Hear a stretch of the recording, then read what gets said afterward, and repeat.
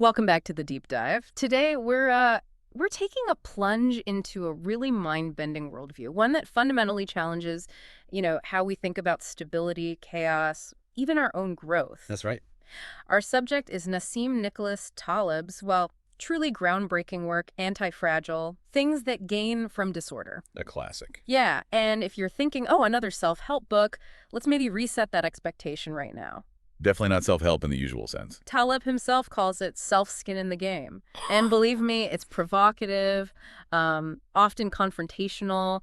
It really flips conventional wisdom on its head. It absolutely does. So our mission here in this deep dive, let's try to pull out the most potent insights, really get the underlying message, understand why it feels more relevant than ever, in this crazy world. And maybe most importantly, what are the practical, actionable takeaways it offers for your life? And that's why this is so vital right now, I think. Mm-hmm. Taleb isn't just offering some, interesting academic theory. He's basically taking a sledgehammer to assumptions we hold really deeply. Right, about how things should work. Exactly. How systems should be built, how we should live. He argues that so many modern systems, finance, healthcare, education, even down to our personal habits, they're designed, often unintentionally, to be incredibly fragile. And we don't even see it sometimes. We often don't, because we're taught to chase things like maximum efficiency or trying to stamp out all randomness. But doing that, well, it creates brittle structures. Structures primed for spectacular failure when the unexpected inevitably hits. What Taleb does so brilliantly is spot this gap, this void in our vocabulary, really. A missing category of strength. We get fragile things that break easily. Sure, like glass. And we get robust things that resist stress but don't really change, like a rock, maybe. But what about something that doesn't just resist stress, but actually gets better from it? From chaos, from disorder. That's the powerful, paradigm-shifting idea he introduces, antifragile. Antifragile. Okay. And it changes everything about how we think about resilience, strength, even growth itself. So, okay, he's identified this gap between fragile and robust. Let's dive into his solution then. This concept, antifragility. Yes. He defines these three key categories, and the images he uses are, well, pretty vivid. First, fragile. Think of that sort of Damocles, right? Hanging by a single thread. Classic image. Looks strong, but incredibly vulnerable. Any little disturbance, boom, it shatters. Then you've got robust, like you said, a big solid rock. You can hammer it, storms hit it, it endures. It resists, holds its ground. But it doesn't fundamentally change or improve from being stressed. It just is. Right. But then there's anti-fragile. And this is where it gets really interesting and kind of counterintuitive for most of us, I think. Definitely. Taleb wants us to picture a hydra from mythology. You cut off one head. And two, grow back, stronger. An anti-fragile system doesn't just withstand damage. It literally thrives. It grows. It gets stronger because of volatility, randomness, disorder. Which is so against our instincts. We aim for stability, predictability. We want to shield ourselves from chaos. We do. We try to control everything. But Taleb's basically saying, no, dance in the storm. Embrace the very things we try so hard to avoid. Precisely. And that's why the idea feels revolutionary. Yeah. It reframes success, health, creativity. It's not about endurance alone. It's about evolution through pressure, becoming better because of it. That's a fantastic way to put it, and it's a really key takeaway. The genius here is that anti-fragility isn't just some abstract idea. It's deeply embedded in how living systems actually work. Like biology. Exactly. Think about your muscles. They don't get stronger from rest, right? They grow through the stress of exercise, those micro tears. They repair, adapt, become more capable. Right, the stress makes them stronger. Or an immune system. It gets stronger through exposure to pathogens, building resistance. Taleb links this to hormesis, this idea that small, non-lethal doses of a stressor can actually trigger a beneficial response, make the whole system stronger. Like a vaccine almost. In a way, yeah. A biological vaccine against complexity. Now contrast that sharply with machines. A car doesn't heal itself. It breaks. A computer crashes from shocks. Doesn't improve, yeah. And Taleb's critical point is that modern society, searching for control and predictable results, often treats people, companies, economies like fragile machines. Trying to regulate everything. Right. Suppressing variability, randomness through endless rules, central planning, over-optimization. And the irony is, this control actually inhibits natural antifragility. It makes things brittle, unable to benefit from the very chaos that could strengthen them. So we've built a fragile world by trying too hard to make it safe and predictable. That's a powerful underlying message. It really is. Okay, so if gaining from disorder is the goal, what are the tools? What are the principles Taleb gives us to actually do that? These are the ideas that really hit home, the gut punches. Yeah, the practical stuff. Let's start with skin in the game. This feels like an absolute cornerstone for him. He even wrote a whole other book on it. He did. It's central to his thinking. And he boils it down to that phrase, never ask a barber if you need a haircut. Perfect. What's he really getting at there? It seems profound about accountability, trust. It is. He's arguing you should seriously question the advice or decisions from anyone, advisor, politician, academic, doctor, whoever, if they don't personally face consequences for being wrong. If they have nothing to lose if their advice tanks. Their incentives are likely skewed. It's not just about money. It's moral, ethical. Who should you really trust? Who should you listen to? That's why this book still matters so much. It's about looking past the credentials to see if there's a real accountability. That cuts deep, especially today. Absolutely critical. And this idea, skin in the game, it flows right into another powerful principle. Via negativa. Via negativa. Subtraction rate. Exactly. We're constantly told to add things to improve. More supplements, more apps, more tasks, more. Guilty as charged. Taleb flips it. He says, instead of asking, what should I do? Ask, what should I stop doing? Okay, examples. For health? Sure. Remove sugar, but maybe also remove the constant need for dietary novelty. For peace, remove noise, not just literal noise, but digital clutter, information overload, pointless commitments. So simplifying by removing things. Yes. It's very stoic, actually. Removing fragilities, eliminating harm is often way more powerful and less risky than adding complexity. Focus on what not to do. It's often more robust than trying to guess the perfect addition. That idea via negativa, it sounds simple, but it's actually quite radical. It is, because our default is always addition. Yeah, my default is always pile more on. Optimize by adding. It really challenges those ingrained habits, which kind of leads to another big one, avoiding that unnecessary complexity.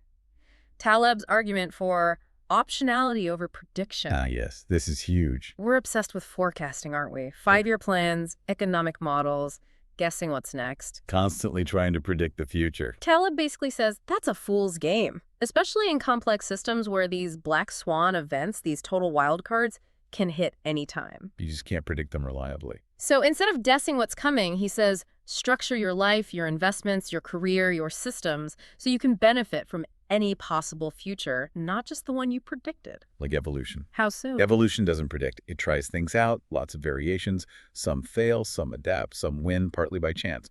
It thrives because it has options, letting the environment do the selecting. So it's anti-control, in a way? Very much so. And weirdly, it's liberating. It frees you from that exhausting, impossible task of trying to be psychic. Okay, I like the sound of that freedom. So how do you do that? How do you build optionality? Well, one practical application is what he calls the barbell strategy. The barbell. Okay. This is how you put optionality into practice. Instead of playing it safe in the middle, where Taleb argues mediocrity and hidden risks often lurk, you balance extremes. Extremes? Like how? Imagine a barbell weight. On one end, you put, say, 90% of your effort, your money, whatever, into things that are ultra-safe, ultra-stable, really robust. Like simple savings, maybe very stable habits. Exactly. Boringly safe, foundational stuff. Then, with the other 10%, you go wild, high-risk, experimental bets. Things that could totally flop. Yes, but where the potential upside is massive, uncapped. Because it's only 10%, the downside is limited, but the upside could be huge. So you protect most of yourself, but still expose yourself to big potential gains from randomness. Precisely. It avoids that fragility of the middle where you feel safe, but might actually be vulnerable to big shocks because you're neither truly robust nor truly exploring the high upside possibilities. That's brilliant. It makes intuitive sense. Protect the core, experiment at the edges. Kind of, yeah. And speaking of things that last, that brings us to the Lindy effect, right? Yes, another deceptively simple but profound idea. The longer something non-perishable, an idea, a book, a technology, a tradition has been around, the longer its future life expectancy is likely to be. Is that it? Pretty much. It's not about things wearing out linearly. It's about survival indicating fitness. If a book, like Plato or Seneca, has been read for millennia, It's probably got something valuable in it. it's past the ultimate test time. If a tradition has persisted across cultures for ages, There's likely a deep functional reason. Time, for Taleb, is the ultimate filter. Sifting out the fads from the truly robust or anti-fragile. Exactly. It encourages a healthy skepticism towards novelty for novelty's sake and respect for things that have endured. And those who ignore this, who meddle and create fragility by over-optimizing without real consequences. He has a name for them. Ah, the fragilistas. He views them as dangerous, often well-intentioned, maybe, but ultimately harmful architects of fragility because they operate without skin in the game, relying on theories that haven't been tested by time or reality. It's a harsh critique. It is, but he backs it with a lot of logic and evidence. And, it's incredible how prophetic this book feels now. Right. When it came out in 2012, it was insightful. But reading it after the last few years, it feels less like theory and more like a diagnosis of our current reality. Absolutely. The COVID-19 pandemic was almost like a global stress test that proved his points. A post facto halo for his ideas, as he said. How so specifically? Well, it starkly exposed how fragile our global supply chains were. Optimized for just-in-time efficiency, Right. but no slack, no redundancy. One shock and they crumbled. Exactly. We saw centralized healthcare systems buckle under unexpected loads, showing their lack of anti-fragility. And we saw bureaucratic responses sometimes making things worse. The fragilistas in action, making decisions without bearing the direct consequences. A classic example. But on the other side, we also saw anti-fragility emerge. Startups pivoting incredibly fast. Individuals adapting their lives overnight, using optionality. Communities finding creative solutions. The anti-fragile phoenixes. Yeah, rising from the brittle systems. That's a powerful contrast. And it feels like we're still deep in what Taleb would call the age of black swans. Pandemics, wars, economic shocks, the AI revolution happening right now. Unpredictable, high-impact events are becoming the norm, it seems. Which is why you could argue his books still matter so much. Maybe we haven't fully learned these lessons yet. I think that's fair to say. The urgency is undeniable. His critique of bureaucracies, of experts making calls without skin in the game, feels sharper than ever. Those fragilistas again. Yes, prioritizing neat models and efficiency scores over messy, real-world resilience. Designing for the average, predictable world, not the volatile reality we actually inhabit. And how would he view things like AI, these super complex new systems? He'd likely see immense potential, but also inherent fragility unless they're designed very carefully. Designed to benefit from uncertainty, maybe degrade gracefully instead of collapsing catastrophically, offer optionality.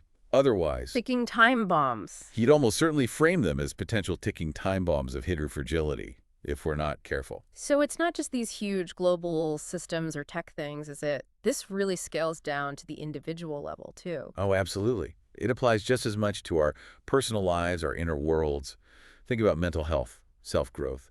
Taleb pushes us beyond just resilience bouncing back to baseline. He wants more than just bouncing back. He advocates for an anti-fragile state, where you actually thrive through stress, through grief, through failure, seeing challenges not just as obstacles to survive, but as opportunities to grow stronger. That's a profound shift in perspective. And you feel his own experiences feeding this, trading on Wall Street through crashes, growing up in the Lebanese Civil War, fighting the academic establishment. It gives his writing that visceral edge. Yeah, someone called him equal parts prophet, street fighter, and cranky uncle. Haha, that sounds about right. And you feel that lived reality. It fuels his demolition of common myths we still believe. Like what? Like, efficiency is always good. No, Taleb says, it often removes buffers and makes systems brittle. Or, experts always know best. Not if they lack skin in the game. Intelligence without accountability is dangerous.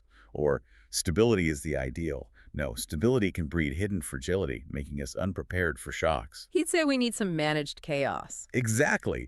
Like controlled burns in a forest prevent massive wildfires. Yeah. Small intentional stressors can prevent catastrophic failure down the line. Okay.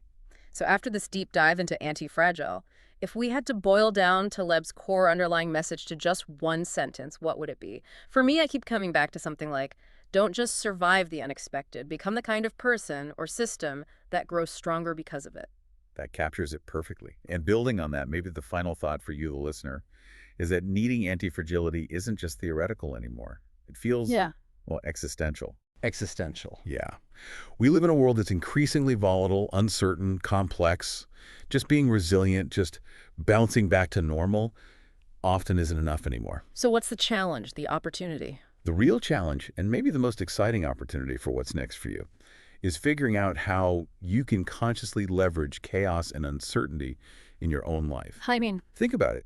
In your personal growth, your work, your creative projects, how can you design your habits, your systems, your mindset, not just to withstand the storm, but to actively draw strength and growth from it? Put it metaphorically. Be the fire that consumes disorder, not the paper that burns.